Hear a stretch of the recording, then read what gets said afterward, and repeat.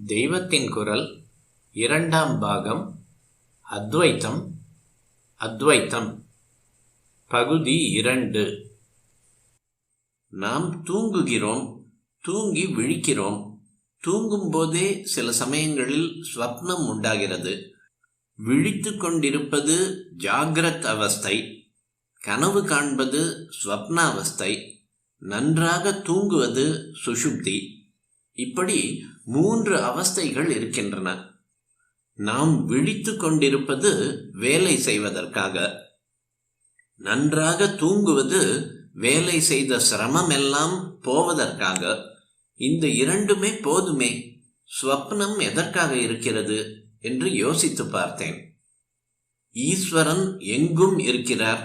அவர் அத்வைத்த பிரம்மம், எல்லாம் ஆத்மஸ்வரூபம் என்பதை நிரூபித்து காட்டுவதற்கு திருஷ்டாந்தமாகவே இந்த ஸ்வப்னத்தை அவர் உண்டாக்கி இருக்கிறார் என்று தோன்றியது. கனவு காண்பதற்கு வேறு ஒரு பிரயோஜனமும் இல்லை. இந்த லோகம் நமக்கு பலவாக தோன்றுவது ஸ்வப்னத்தை போல இருக்கிறது. ஸ்வப்னத்தில் என்னவோ கஷ்டங்களும் சுகங்களும் வருவதாக தோன்றுகின்றன.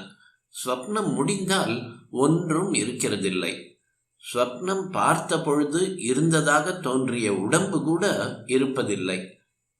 இப்படி ஸ்வப்னம் கண்டோம் என்று அறிந்து கொண்ட ஒருவன்தான் மிச்சம்.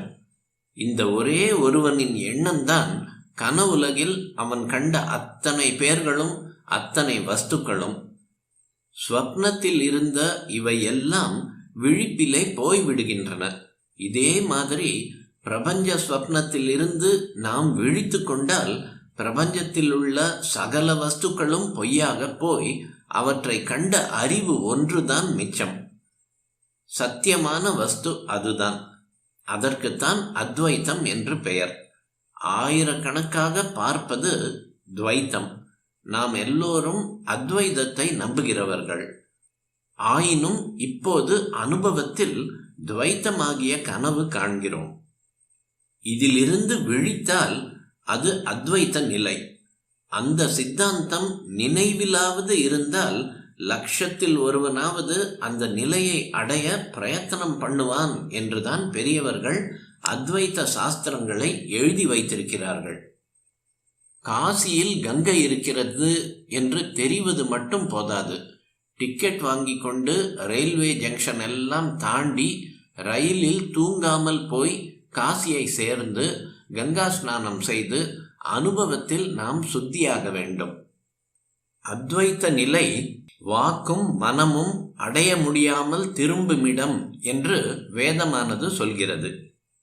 யதோ வாசோ நிவர்த்தந்தே அப்ராப்ய மனசா சஹா. தைத்திரியோபனிஷத் என்று வேத வாக்கியம் சொல்கிறது. மனசால் நினைக்க முடியாவிட்டால் எப்படி தெரிந்து கொள்வது? வேதம் சொல்வதன் அர்த்தம் என்ன? அத்வைத்த சத்தியம் மனசால் நினைக்கக்கூடியதல்ல என்பதன் அர்த்தம் என்ன? பரமாத்மாவை மனசால் நினைக்கலாம், அறியலாம் என்றால் அந்த பரமாத்மா அறியப்படும் பொருள் ஆகிறது. இப்படி சொன்னாலே அறிபவன் அதற்கு வேறு ஆவான் என்று ஆகிவிடுகிறது. இது தப்பு. அறிகிற ஜீவாத்மா, அறியப்படும் பரமாத்மா என்று 2 பேர் வழிகள் இருந்துவிட்டால் அது துவைத்தம்தான். அறிகிறவனும் அறியப்படுபவனாகிவிட்டால்தான் அத்வைத்தம். இதனால் தான் பரமாத்மாவை எனக்கு தெரியும் என்பவனுக்கு தெரியாது, தெரியவில்லை என்பவன்தான் தெரிந்தவன் என்று சொல்லப்படுகிறது. யஸ்யா மதம் தஸ்ய மதம் மதம் யஸ்ய ந வேதஸஹ. கேனோபனிஷத். அறியப்படவில்லை என்றால் என்ன? அது வேறாக இருந்து அறியப்படுவதில்லை என்பதே அர்த்தம். விளக்கை காட்ட வேறு விளக்கு கொண்டு வந்தால் அதற்கு அர்த்தம் இல்லை. விளக்கை தெரிந்து கொள்ள வேறு ஒன்றும் வேண்டாம். அதுபோல் பிரம்ம ஞானம், பிரம்மமாகிற ஞானம், அறிவு ஸ்வப்பிரகாசமானது. அதை ஜீவாத்மா என்று நினைக்கப்படுகிற சிறிய அறிவால் அறிய முடியாது. அறிவே உருவாக இருப்பது ஈஸ்வர ஸ்வரூபம். தேவாரம், திருவாச்சகம், தாயுமானவர் பாடல் முதலிய தமிழ் நூல்களில் பலவிடங்களில் ஈஸ்வரன் அறிவே அறிவுருவே என்று சொல்லப்படுகிறார். அந்த அறிவிலேயே அறிய போகிறவனும் கரைந்து விடுவதாலே இவன் அதை அறிய முடியாது. மனசாலே அது ஆலோசிக்கப்படுவதில்லை. மனசு அதனால் ஆலோசிக்கிறது. மனசு ஆலோசிக்கிறதெல்லாம் பொய். எதனால் அது ஆலோசிக்கிறதோ அது ஒன்றே மெய். என் மனசான மனுதே ஏனாஹுர்மனோமதம். கேனோபனிஷத். கனவில் காணப்படுவதெல்லாம் பொய். பார்க்கிற அறிவு ஒன்றுதான் மெய். இந்த ஆத்மாவே பார்க்கப்படும் அவ்வளவு வஸ்துக்களாகவும் கனவில் இருந்தது. கனவு நீங்கினால் ஒன்றே மிச்சம் இருப்பது தெரியும். கனவிலே வருபவன் கனவு காண்கிறவனை மனசால் ஆலோசித்து அறிய முடியுமா? ஆதலால் வேறாக இல்லாவிட்டால் ஒன்றை அறியவும் அதை பற்றி சொல்லவும் முடியாது. எனவேதான் அத்வைத சத்தியமானது வாக்காலும் மனத்தாலும் பிடிபடாது என்பது.